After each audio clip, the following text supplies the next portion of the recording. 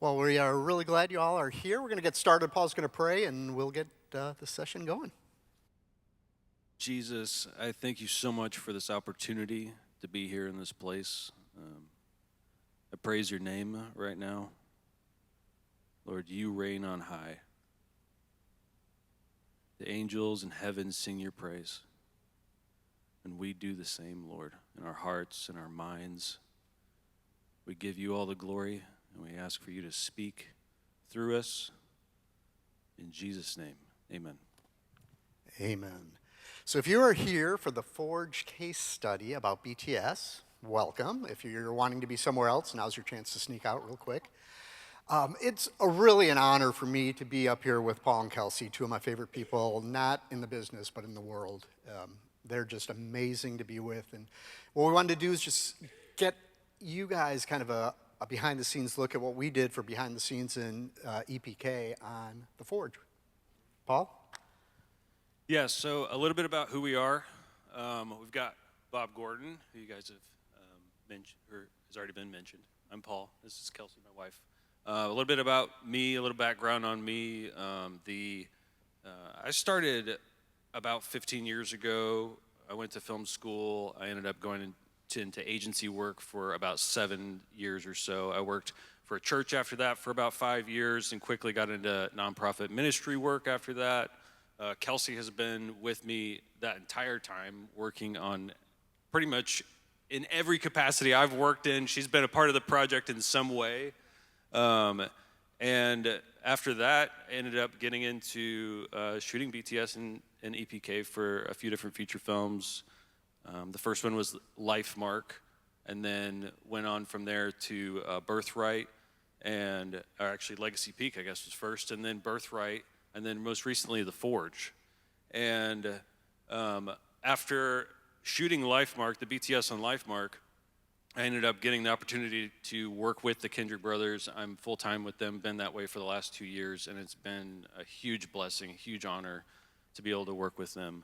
And so one of the things I wanted to quickly mention was just the difference between going from Life Mark to the Forge. I mean, on the Life Mark, it was everything was solo. This guy came in and helped me so much to learn the ins and outs of how set was working and whatnot. And really what I needed to be shooting, he came in and was just honestly a huge impact on Life Mark for me personally, and I couldn't thank him enough. He kind of set that leadership and that example up early on, and I look forward to doing many other projects with him. So this is my wife, Kelsey. Hi, I'm Kelsey. This is where everybody goes, woo! Yeah. Thank you. Thanks. So this is easy for me to tag off him because, like he said, most of my journey is you just plug into his. So he had already gone to film school, and when we started dating, I was immersed in his world of let's make short films and participate in contests, and he already worked at an agency, and I was completely new to all of it. And at first I was like, honestly, totally, I just knew I wanted to be with him because I was dating him, so I was like, sure, whatever he's doing. And then when we spent time on set, I was like, long hours and egos, and I don't think this is my thing. And this is funny too, because she initially didn't even like BTS. Whenever I met her, she was like, no, I don't want to know anything about BTS. Yeah. I was like, no, don't tell me how they did it. I just believe that it worked, and I'm amazed, So yeah, this has been a long journey the Lord's had us on, but we so relate with so many people in this audience and here at this conference because that dream in your heart but the vision is Christian filmmaking has been there for so long, and yet we were making the short film that we sent off to, I don't even know today who did that short film, what happened with those videos, and we were in the video production world doing commercials, going, I don't even like commercials, and I make them, so there's just been this long journey of, well, Lord, will you at least make it narrative? Lord, will you at least make it ministry? You just keep asking for a little bit closer to where we're trying to get, and so God's been faithful to just keep steering this ship in surprising ways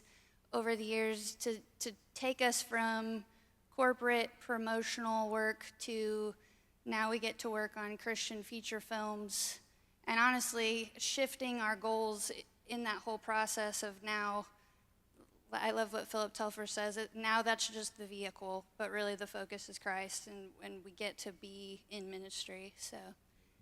That's a great point. And if you heard Bruce yesterday in the afternoon session, just the journeys, you hear Paul and Kelsey's journey. I started as a sports writer in Chicago. So how am I sitting on a stage in Albany talking about filmmaking? I don't know. Eventually ended up as a communications director at my church. I said I would stay there the rest of my career unless Bob and Larry came calling, and Bob and Larry came calling, so I became the communications director at Big Idea. And everybody eventually was shown the door at Big Idea, and when that happened, I went independent and ended up, had friends from Big Idea marketing days that also were let go, and the faith film marketing world ended up kind of being born out of the Big Idea people. So we worked on a couple of films, including this little one called Facing the Giants from some small church in Southwest Georgia, and the bug bit me, and I've been in, my day job is working on the marketing communication side of faith-based films and entertainment. My fun side gig is getting to come on set and work with folks like this and create the BTS and EPK content that we then use in the marketing side of things. Yeah, so with that note, what is BTS? What does it mean? It means behind the scenes. So along with that, we also talk about EPK. And what is EPK? Well, EPK is the electronic press kit. And the part that BTS plays in shooting EPK sometimes, I mean, honestly, sometimes the BTS and EPK are different shooters, but in a lot of cases, it's the same shooter. So for us, we tend to shoot we shoot all the content.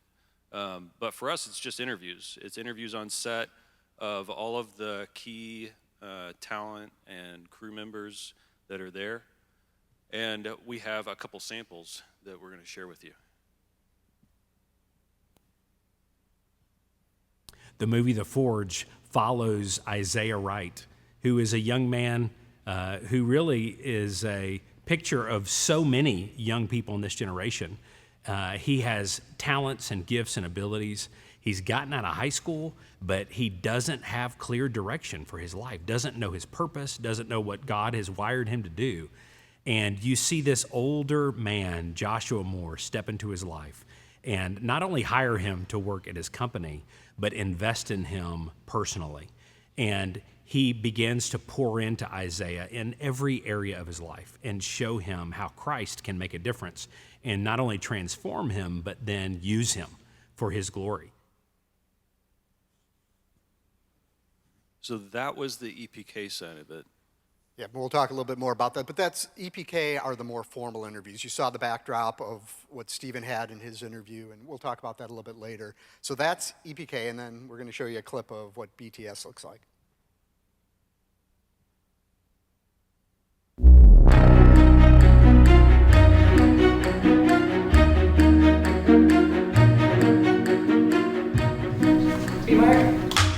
And action all around. Honey, I'm leaving. Do the guys know he's coming? They do. I'm excited for him. Me too. I'm picking him up. I love you, woman. I love you too. I'll be praying for you. You bet.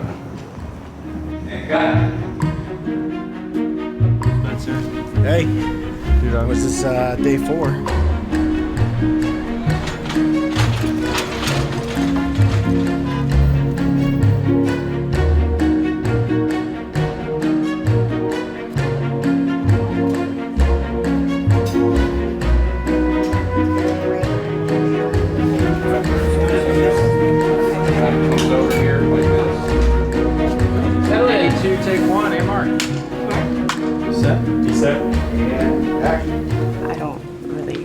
Hi. Can I help you? Nah, man, you good, man. I'm just trying to talk to a young lady right here. You feel me? Yeah, that's my daughter.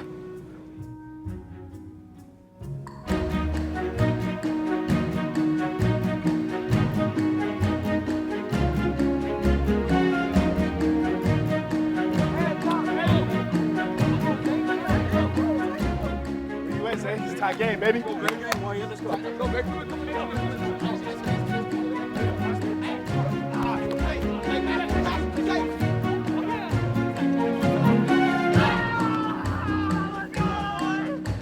that three that you made is crazy. Give the ball to Jamal. You feel me?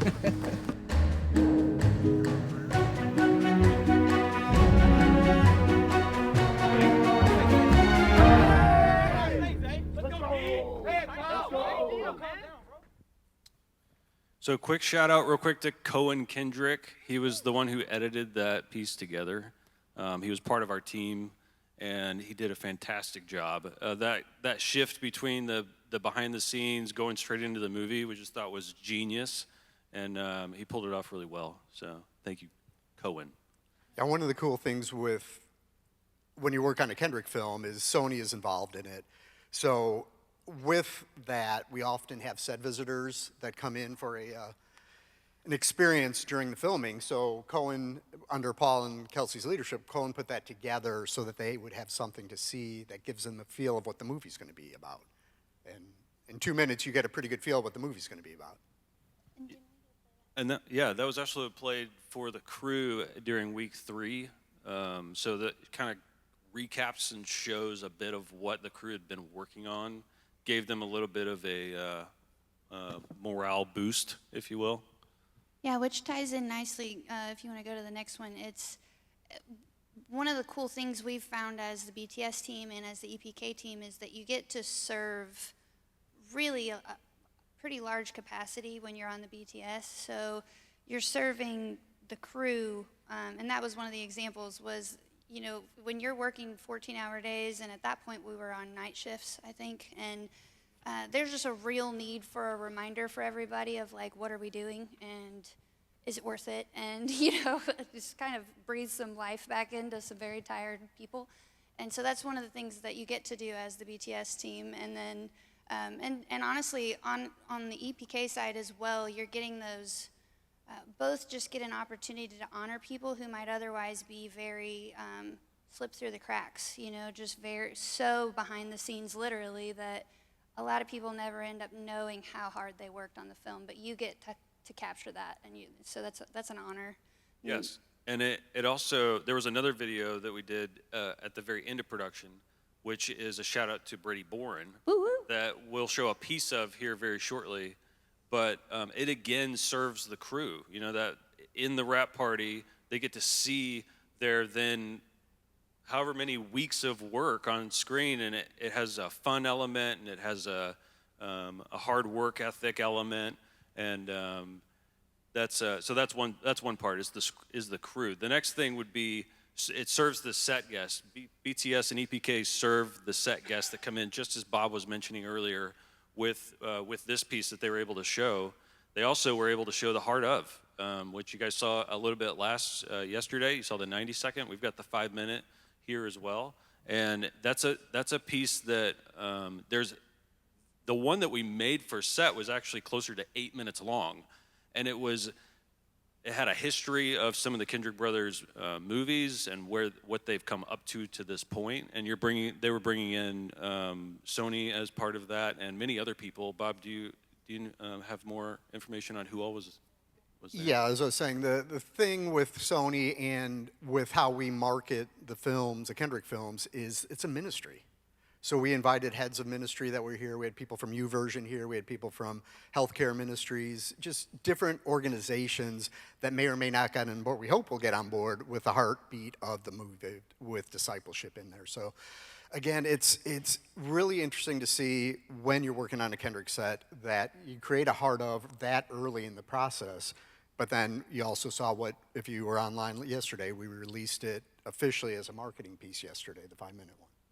That's right, and the heart of that we showed on production was made about halfway through production. So we only had the content from the film from the first 3 weeks of production to really tell the heart. So we had to pull just from that footage in order to capture a different element of it, right, than what you see on screen now, which is the whole movie's, you know, it's all been edited at this point, and so the next part is that this team gets to serve the marketing team in a huge way, from all of the different types of deliverables that we end up making, which we'll go through a list of some of those here briefly.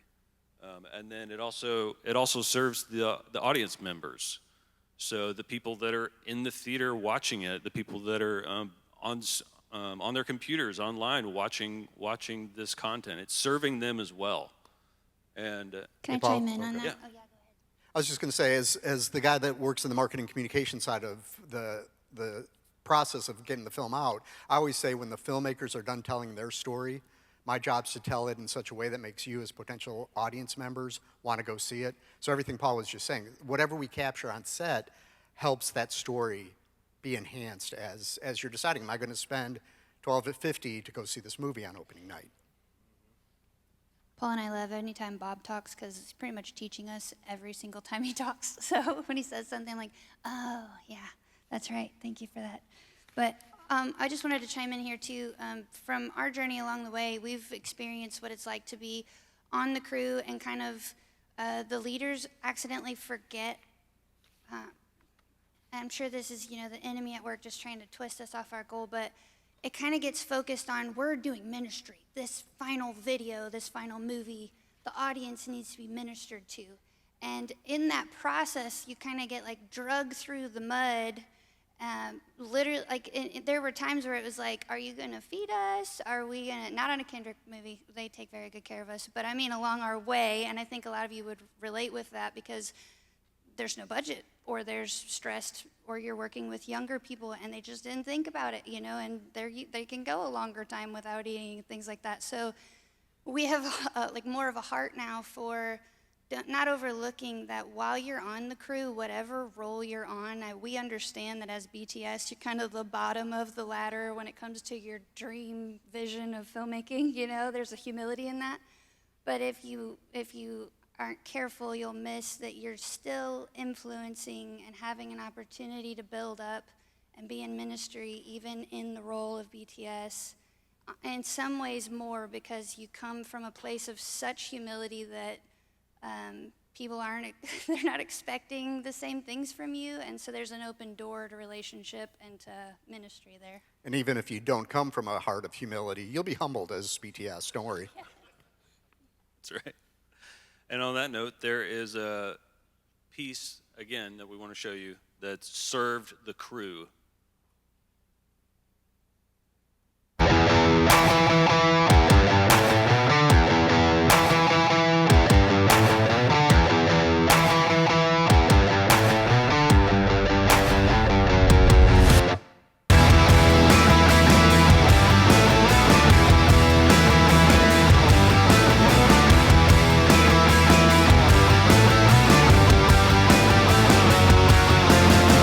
Welcome to the Forge.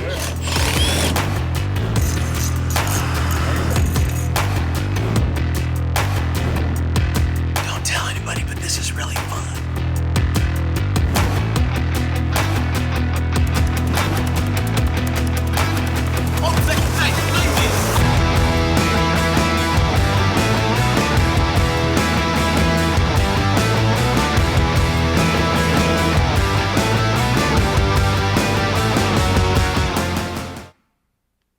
Brady did such a good job. Will you clap for Brady? Yes, thank you, He's over thank you, here. Brady. Brady, stand up and, just take a big bow. He's like, no, don't do it. Brady sitting down is taller than I am standing up, but that's neither here nor there.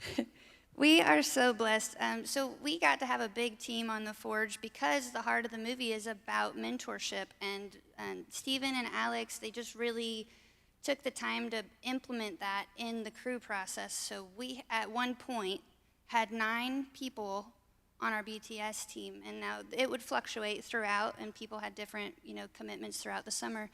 But we were just so blessed because all of the team was just humble and talented and easy to hang out with. And as you can tell, Brady just got so much talent, and he had worked on other films already for BTS and does a lot of his own work, but it's just a joy when you get to work with awesome people. But that leads into, if you've been hired on a film and you're like Paul, when he was thrown in on LifeMark and he was the only guy, he knows the ins and outs of video production. He's been to school, he's worked in video production for years, but all of a sudden you're just faced with the world of filmmaking. So how do you find your bearings? How do you know where you're supposed to be when? That's what we want to start to kind of walk through. So one of the very first things is a script. I think that's common sense to most of us, but if there's actually projects where they don't give all the crew the script, and if you can ask for a script, you're going to be miles ahead in as your BTS role and as an EPK role, breaking down what's coming, what cool effects are there, who's acting in this, what story are we telling. It's going to help your mind so much to know what you're doing. Also, you're going to want to build a list of deliverables, which we're going to break down more thorough over the next few slides. But it's just building that list of what are people expecting me to create throughout my time on this project. And then knowing who your team is. For example, on LifeMark, there was you kind of had a rotating team, but you were mostly a one-man band. Philip helped you, and Yeah, we had Philip Braun was there. He was helping make a music video, and then a certain producer who was willing to jump in and help out hands-on. Yeah, and then of course Bob was there, and he was willing to schlep some gear around. Schlep. I taught Paul a new word on that set, schlep, which is moving all of your equipment from one place to another. Yes, I took that word away from there. And then along with the team, we also have gear that we have to get. So what gear is it that you guys are going to be using? I learned a lot on LifeMark from using. By the time I started with this huge handheld rig, and then by the time I was done, it was right here in my stomach basically, and it was about yay big. It was so. We're going to talk a little bit about. Why did you go from the big to the small? What's that? Why did you go from the big gear to the small rig? Yeah, I mean, going to a small setup allowed me to be more agile, get into tight spaces. I mean, a lot of times you're trying to be out of the way on set, and you could be in really confined spaces. So to find a space where you can just kind of tuck away and still have a high quality rig is important. But then also the developing a visual strategy moving into BTS EPK, thinking about it from a what does the image look like? What is the motion that the camera should be doing? How do I want to set that up? Do you want it to be handheld? Do you want it to be constantly moving? And you can tell from watching some of this stuff that our visual strategy, for instance, on the stuff that Brady helped edit there, was keep the camera going, keep it moving to give that interest throughout the whole video. And and then creating transitions between shot to shot, like you saw in Cohen's as well, where people were walking in front of things, and we were constantly using things to wipe things on set. So first off, we want to talk about deliverables. And before we go there, Paul and I have worked together just as us, without Kelsey, and we worked this one with Kelsey. I would recommend bringing Kelsey on any project ever. Deliverables, Me too. I mean, it's amazing how much gets forgotten and how important it is just to, as a shooter, to catalog what you're capturing each day. And after a 12-hour day, that's the last thing you want to do. But to have somebody like Kelsey there that's organized and is planning ahead and is saying, hey, we need to make sure we do the cataloging, that we have all these deliverables, highly recommend. It's hard. I mean, it's hard when it's a small budget film and you may be a one-man band. But as you're listening to Kelsey, it's something that we all need to remember, that to keep track of what's going on. Yeah, because when you have 24 plus deliverables that need to get out, and you have to know that you have that content while you're on production, it's a lot to keep track of, right? And so here's a list of just some of the things that we knew we needed to make. One of the top priorities was the Heart of the Forge, and it was the on-set version that I've already mentioned, the long 8-minute thing that we did. Then from that piece, then we created the 5-minute, the 2-minute, and the 30-second. And then while we're shooting, we also need to make sure that we're capturing content for the making of the Forge, Each morning they did on-set devotionals, and the devotionals were roughly 5 minutes in length, and we would have 2 cameras on it every morning, and our guys were on it, and we had that literally every morning on set.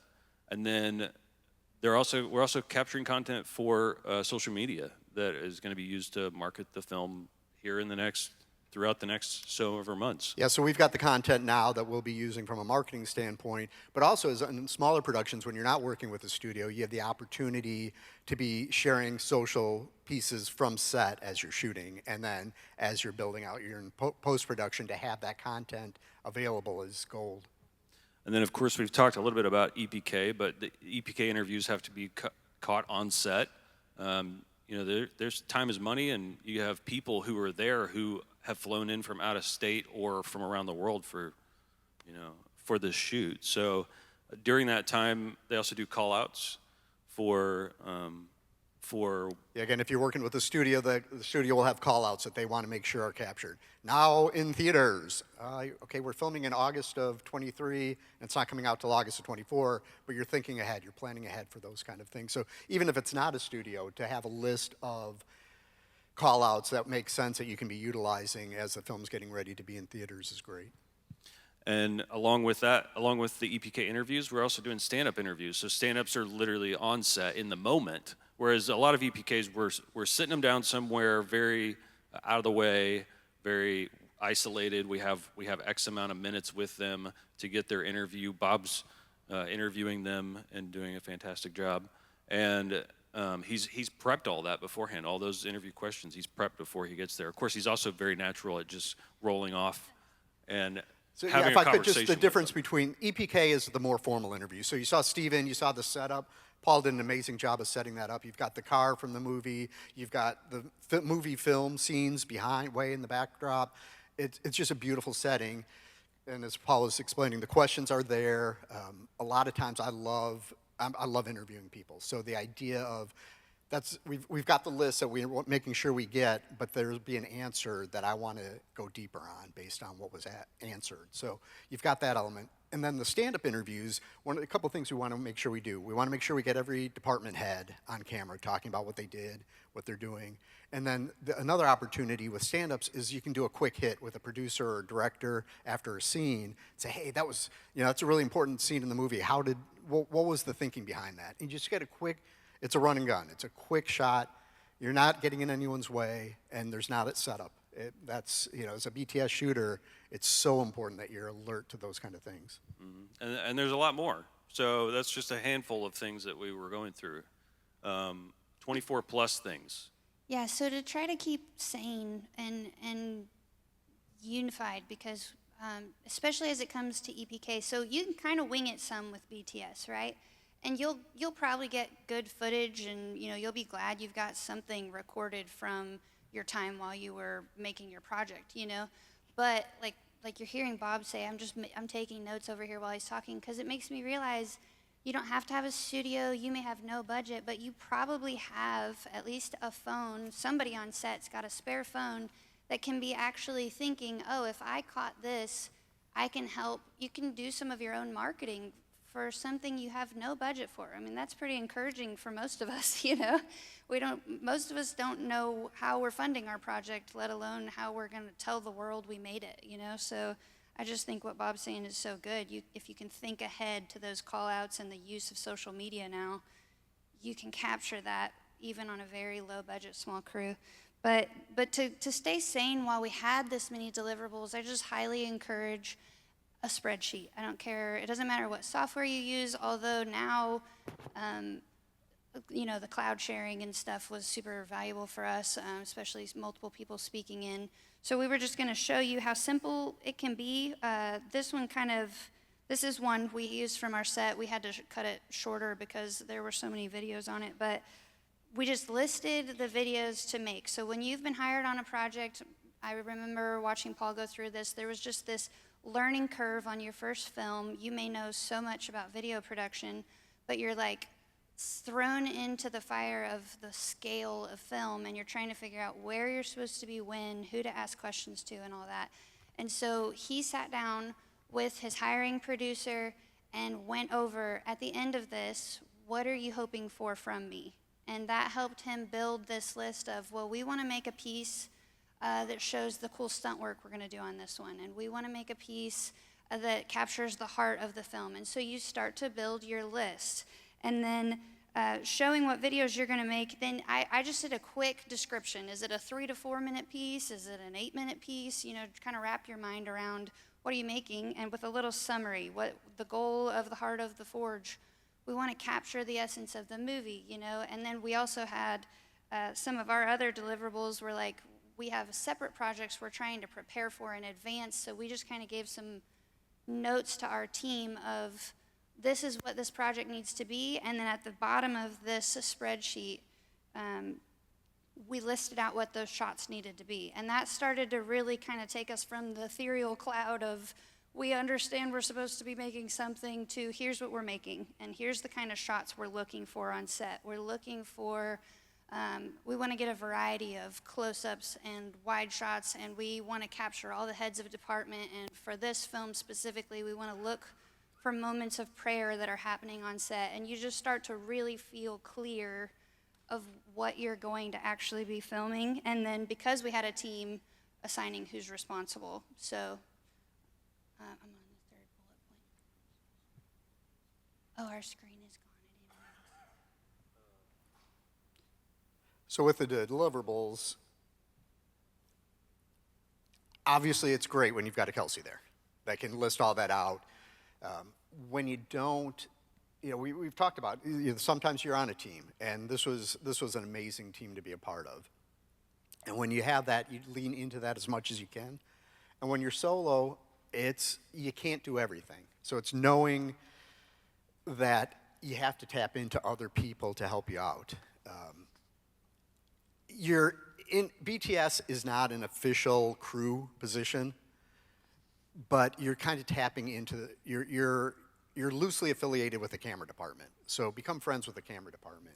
Become friends with grip and lighting and sound, because you may need some of that equipment from them that they will lend you if, as Paula said, you're somebody that they enjoy working with, that's humble, that's there to serve them. And I think, Paul, that, you know, one of the things I've seen a video BTS guy that I work with on different projects, he always has his iPhone, and he takes a picture of every crew member. If you noticed in Brady's film and even in Cohen's, one of the big things is capturing everybody in action. It just, as Kelsey was saying, that just honors everybody that's put in 6 weeks of hard work, and probably more on the front end and more on the back end. But he takes a picture of every crew member and then sends it to them on their phone. And again, it's you know, 5 years later, you go back, I remember that project, that was really fun, and you've got a picture of that. Yeah, that's good. And along with that, there's also creating specific content. So what is it that you need to capture while you're on set? Well, there's a kind of an unlisted set of, unwritten set of rules almost, as far as some of the things that need to be captured from BTS. It's a bad feeling when you're on set, and that's when you realize this was one of those moments someone didn't mention, but you were actually supposed to be in there filming that. So this is our sharing with you to try to prevent those moments for you. That's right. And again, some of these are kind of obvious, but the first one is the first take that they do on set on day one, right? One of them, a couple different shots to get are of the key heads of department, whether that's obviously the director and the DP, but even getting like the art department, right, wardrobe, props, especially since they tend to be so away from set. You really want to have a list that reminds you to leave set and capture what they're doing. Right, and you want to get B-roll of them, as well as doing stand-ups with them at least. Now, obviously, with the key players, again, you do an EPK with them, an actual interview. And real quick, you have to be flexible too, because there are certain people that they're nonstop the whole day on the set and just don't have time to do that. Mm-hmm. And there's certain people that don't want to be in front of a camera. Mm-hmm. There's a reason why they're in the role that they're in, because they love being behind the camera.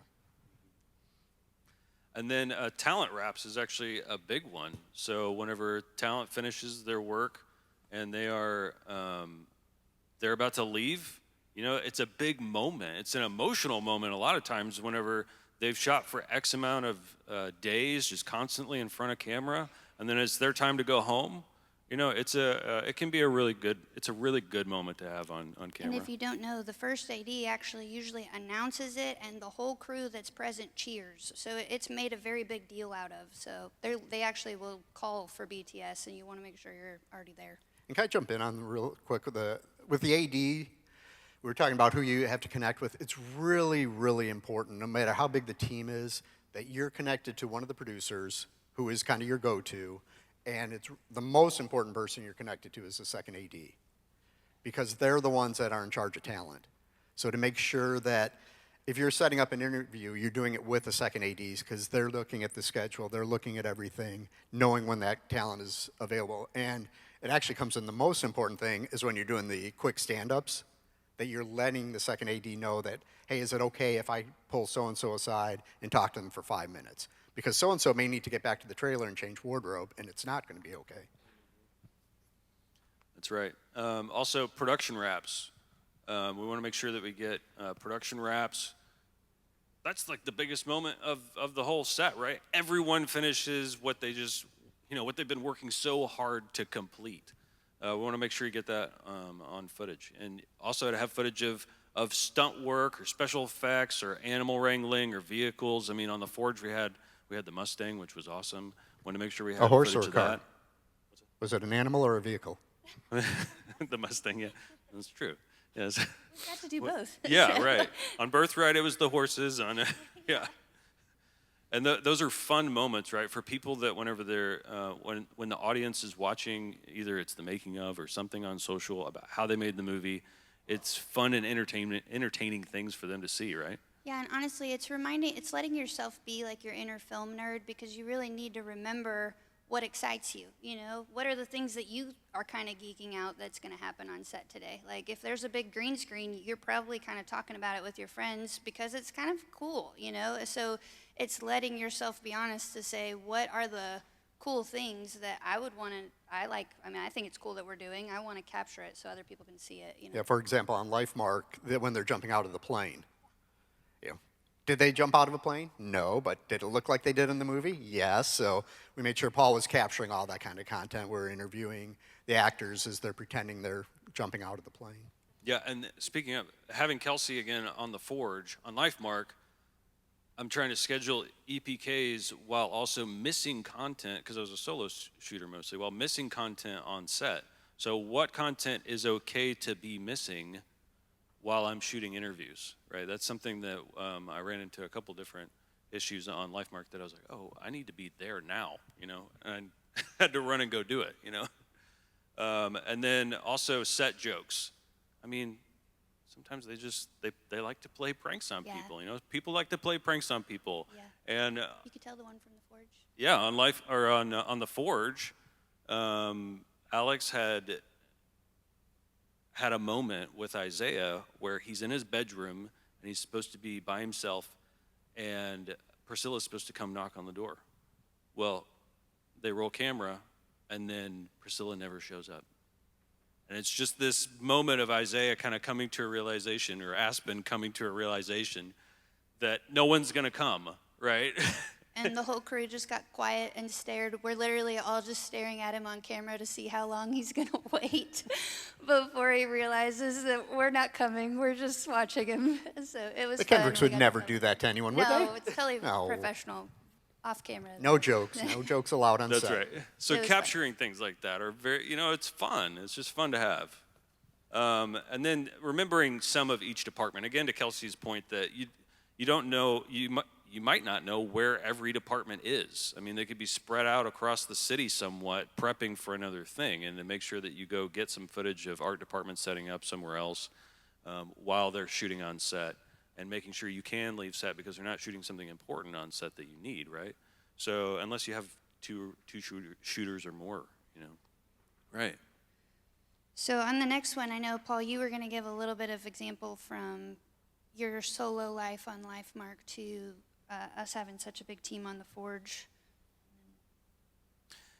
Yeah, I mean, I've talked about it quite a bit from this point of just it being very solo, you know, and the more we could add team members to the team, it was so helpful to take that pressure off, you know.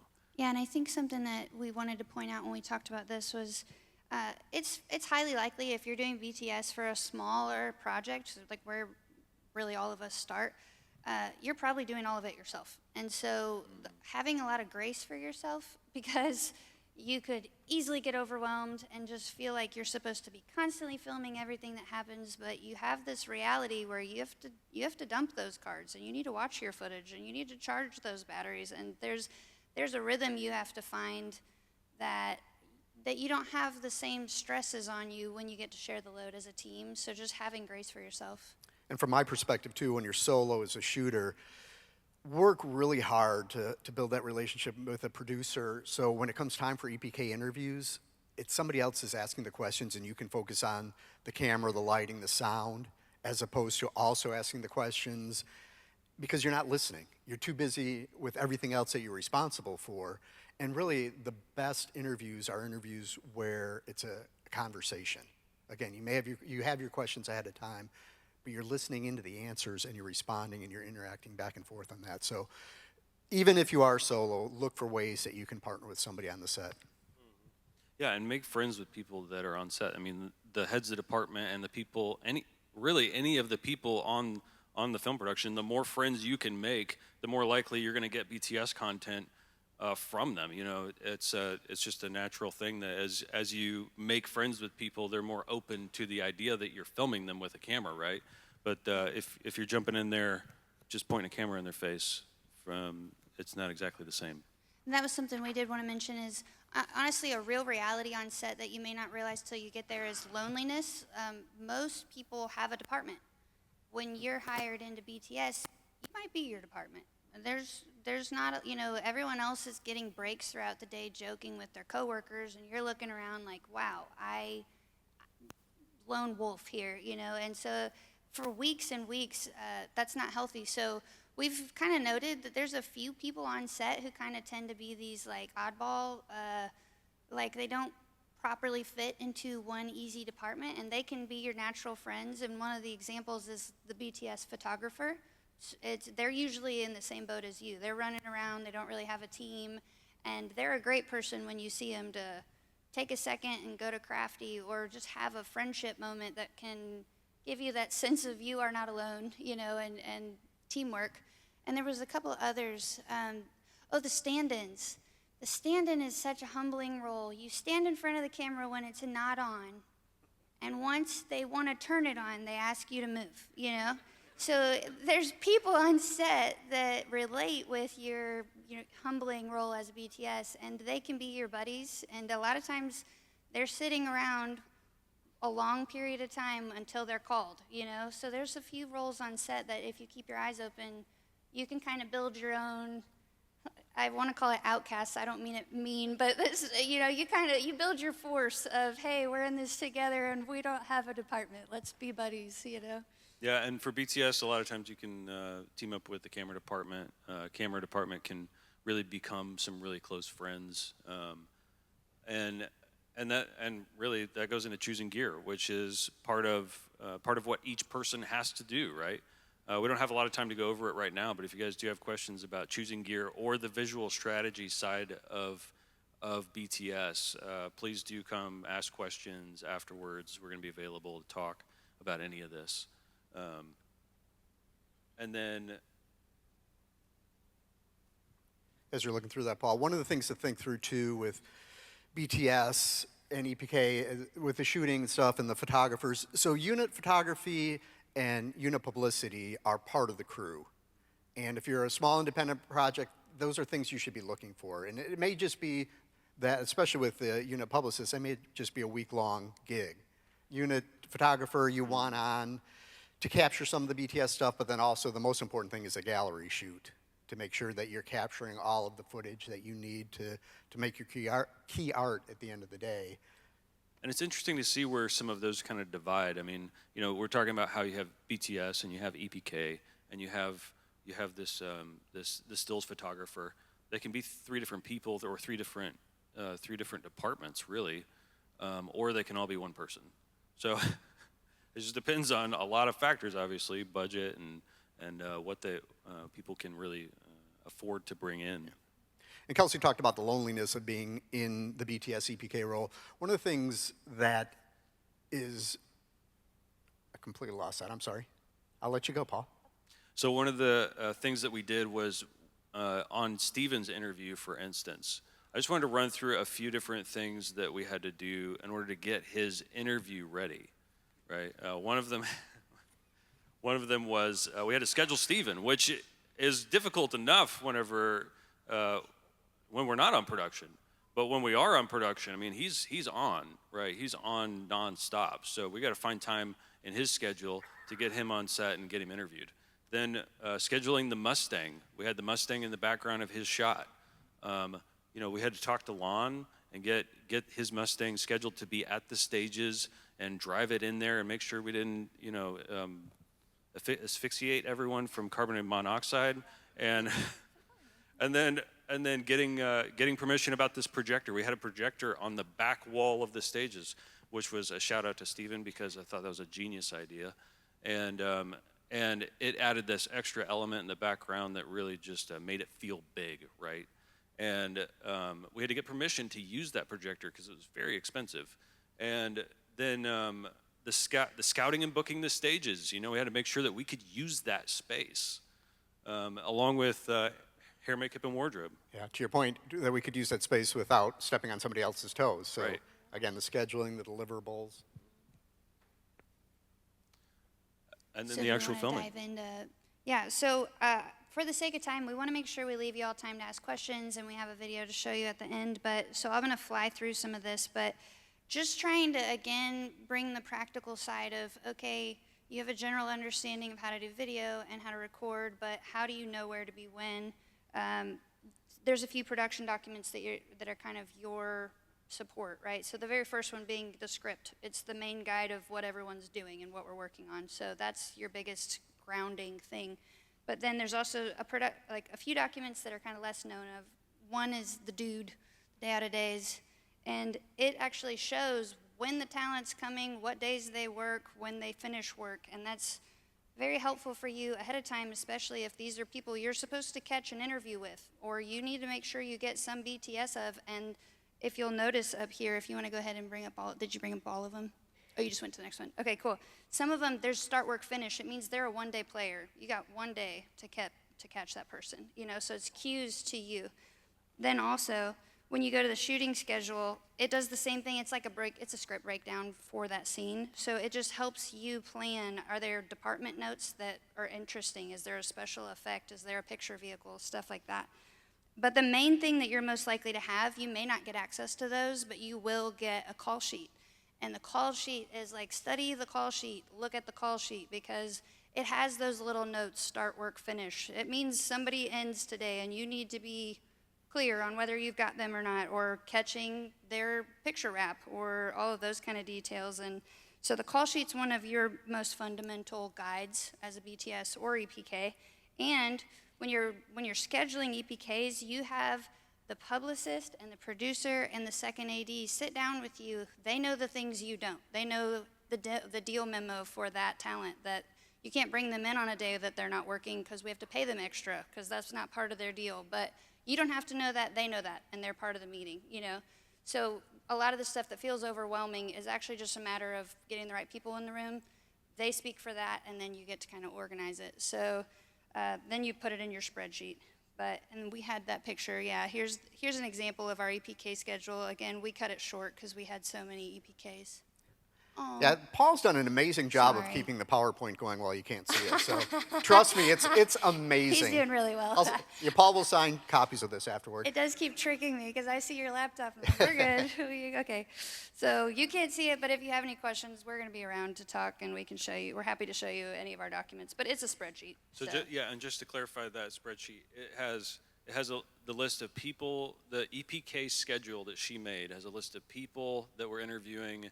It has the main points, I guess, would be the week that they're needed, the day they're needed, the specific, she put the date next to it, and then the time block that that they're available, how long we need them for, what location we're shooting them, whether or not we have hair makeup unit attached to that or not, whether they know that they need to be there or not, and then a space for notes. Yeah, give you a quick behind the scenes of EPK. The set visitors came the 4th week. Kendrick shot the first 3 weeks. We took a week off for the 4th of July, and then we shot the last 3 weeks. The set visitors came the beginning of the 4th week. Priscilla was scheduled to start shooting the 4th week. So we had no Priscilla in what would have been the heart of. She flew in to do wardrobe, and we scheduled her. We were able, with a producer and Steven and everybody else, we were able to schedule her initial EPK even before she shot so that she would be included in the first version of the heart of that set visitor saw. That's right. And there's also one kind of random fact here. There's a communication between the BTS department and editorial from DIT, and the DIT and the editor are working, usually working on set, creating a version of the film, and of course the DIT is transferring the footage. But in order to make the heart of the very first one, we had to get in some instances we had to get just the proxies from the DIT, and if they had created a rough version of that scene already, then we were able to get that rough version as well, so that we could cut in what they would be more likely to use in the final version of the film, right? So we're getting that's another transfer that's happening throughout the entire process. You know, week to week, we would usually do a dump of the footage from editorial. Yeah, so something just to try to fly through so we can get you the information. And again, we're all happy to talk and elaborate on things in person, but there is a rhythm that you find as a team and every team has to find it on production, and it's that rhythm of what's your day-to-day going to look like. And for the BTS and EPK department, it is this cycle of filming and watching your footage and dumping your cards and charging your batteries and looking ahead to where am I supposed to be somewhere, and what time do I need to be there today, and who's finishing today. So you're making this daily rhythm of you're keeping your head up to look forward, but you also have to keep that daily grind of capturing more, curating through that, cutting out stuff that you don't need because you can store a lot of footage by the time it's over. And once you find that rhythm, our first week or two, I think, on LifeMark as a family was like, maybe we're not for film. Maybe we should go somewhere else. You know, mechanic is sounding really awesome for like a husband's job right now. And then you're like, and we were just totally, completely like hit a wall. This is awful. I think we've made a terrible mistake. And then at the same time, it was like, okay, work through it, find your rhythm. And I think after that first 2 weeks, you don't feel so lost, and you do see what this is going to go like, and there's a sense of we can do this, you know. So. And I think we've painted a really realistic picture of what BTS is like. It's not glamorous in any stretch, but some of the benefits are the fact that you're really the only person that's interacting with everybody. You have the opportunity to see what every crew member does. You have the opportunity to interact with producers and directors that, you know, a PA may not have that opportunity to do. You really get a feel as a filmmaker, young filmmaker, of what all is involved in making a movie. That's exactly right. And while you're on set making the movie, there's some set etiquette thing we just wanted to go shoot through real fast. One of them is be careful. I mean, there's expensive equipment everywhere on set, right? Extremely expensive sometimes. Be alert, because people are calling for BTS. You know, this is happening on set. Hey, where's BTS? You know, like, oh, right here. We're here, ready to shoot. You know, and at the same time, you can't always be there. I mean, especially if you're solo. So just not fretting about the idea that you might miss something. Sometimes that might happen, but for the most part, you want to be there, right? And then keep anticipating what's coming. Right? What's coming next from the scheduling standpoint. Slowly engage the set when you're walking in and you're looking for if you've been in the back editing and you're in a mind space of making the video that's going to show next week, and then you just run on set without paying attention to really what's going on, it can be a distraction, right? You don't want to be a distraction. BTS is supposed to be like the fly on the wall, you know, kind of thing. And then don't film everything, right? You you have to be selective about what you get, but which is really difficult to do whenever you have a lot of videos that you need to make content for. Yeah, you do the math, 30 days of shooting with 12 hours of shooting every day, that's a whole lot of footage that's going to never see the light of day. So being smart about turnarounds. You shot the BTS of the scene, they turned it around, you really don't need to get the turned around scene. So just being smart and healthy, as Kelsey was saying, as you're doing this. That was one of the ways Brady impressed us. It was like, he can record his footage and come back and cut it out in like an hour. He's got it all trimmed down and he's ready to go. Right. So everybody's got their different skills. That was one of the things he's really strong in. Right. It's awesome. So I would say, Paul, based on what time it is and what you have left, we are going to stick around. We'll be over lunch. We'll be here to answer any questions you have. But I think the most important thing you can wrap up, Paul, would be the character traits that are part of being the BTS. Oh, okay, great. Maybe we should. You want to run through the character real quick? Okay, real quick on quick. So you guys are on going to be a minute character. late for lunch, sorry. So operating in humility, making sure that you understand that BTS and EPK, they're secondary to the creation of the movie, right? So operate in humility. Whenever somebody asks you to move or someone asks you to do something, be ready to do it. And it's okay to give that authority to your leaders, right? To see them as that authority figure and to go wherever is needed, right? Be sensitive to people's moods and whatnot. I mean, as we mentioned earlier, if people don't want to get filmed, or you can kind of sense that when you're around people, right? And you're pointing a camera at them. Be intentional and creative with your shots as much as you can. Again, that goes into visual strategy a little bit of how you're capturing your shots, but be intentional and be creative with your shots. Work hard, you know. Even though there can be moments where it feels like, oh well, I don't need to film everything, so maybe I'll just stand here and just watch what's going on. Make sure that you're still keeping a work ethic that is a hard-working work ethic, right? And be adaptable. If somebody asks you to do something at random at any point, right? Be willing to flex. Be willing to change. Be willing to do whatever it is that's asked. And have fun, right? I mean, it's BTS, so it is fun in general, right? So make sure that you're having fun. You're not over-stressing about it like I tend to do sometimes, right?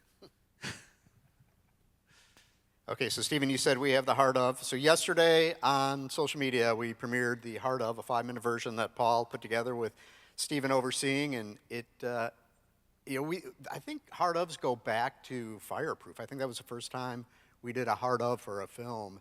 And it's fun as somebody that's been involved with them all the time to see other film projects that do them as well, because it's so important, especially from a ministry standpoint, to let people know this is a film for you as a believer. This is a film you can support, and here are the reasons why. So without further ado, here's the Heart of the Forge.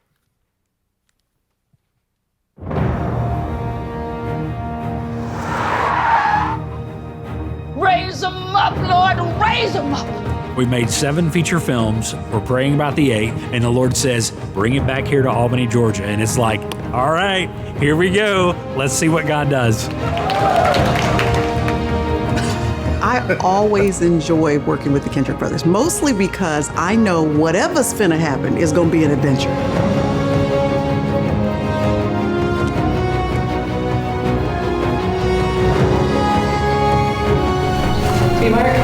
And action all around.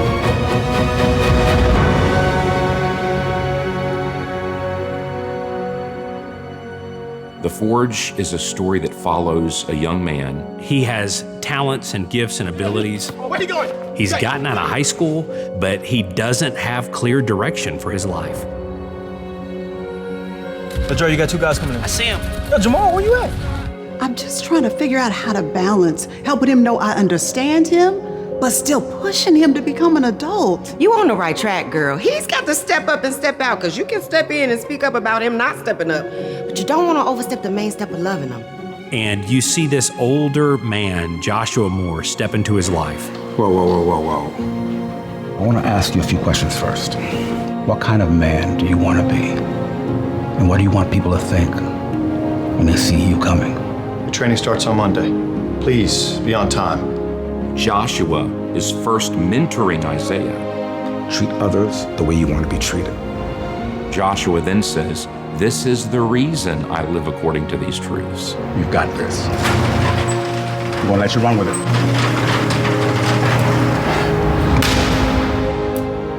I know what it's like to be angry. In Luke chapter 9, Jesus says something that's pretty startling. He says to the people around him, "If anyone wants to be my disciple, he must deny himself." Take up their cross daily and follow me. Take up your cross daily. What does that mean? That means something's gonna die. This is what discipleship is. It's when someone opens their life up to another person and says, "Come and walk with me. Come sit in my home. Come watch how I treat my wife. Let me show you what Christ is teaching me. Let me show you how I'm growing. Let me show you how I pray to God. The mistakes that I've made that I can be honest and vulnerable about. How I reconcile with people who I've wronged." It exponentially increases their ability to learn because they're right there with us. When we follow Jesus, he bears fruit through us. That's the kind of man I want to be. I ain't never seen nothing like this. The message of prayer that was featured in War Room is interwoven in The Forge. Karen played the role of Miss Clara in War Room. My God is good. And she resumes that role playing Miss Clara in The Forge. Am I in the right place? Miss Clara, yes you are. The women in War Room that pray for each other and invest in the younger generation You've got to teach other people to seek the Lord. matches up to the men of The Forge praying together, keeping each other accountable, investing in the younger generation. I want to introduce you to a small group of men that mean the world to me. In the midst of the forge, you get to see men that have been forged now imparting it to another group that are younger men. This is a good day. We grow together, we eat together. It's one of the most important things I've ever done in my life. I believe the church right now in this generation needs to get back to what Jesus did with his disciples. The body of Christ, the bride of Christ, is supposed to be about turning all of our attention, our ambitions, our focus, fixing our eyes on Jesus.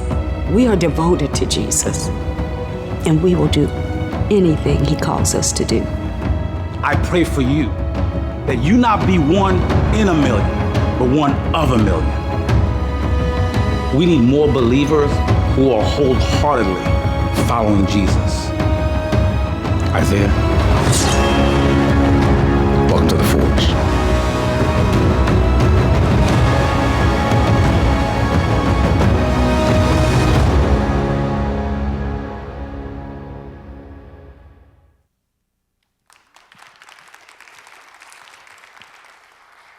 Anybody ready for Thursday night at the, yeah, that's what I thought, yeah. Hey, thank you all for being here. Thank you, Paul and Kelsey. You guys are awesome. We are sticking around, so if you have any questions, we ran a little longer, so our Q&A didn't quite happen, but we are ready to answer questions. So thanks again for being here.